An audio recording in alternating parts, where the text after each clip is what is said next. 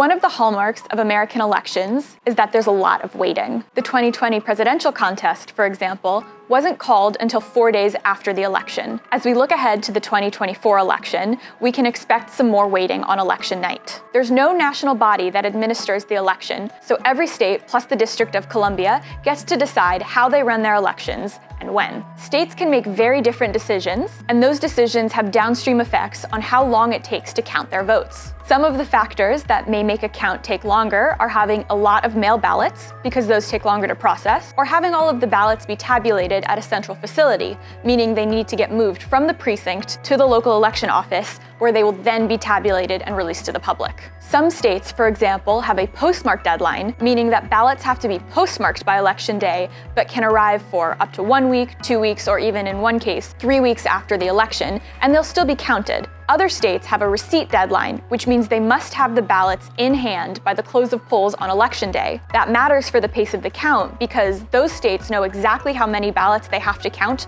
on election day, and they can begin processing them that night.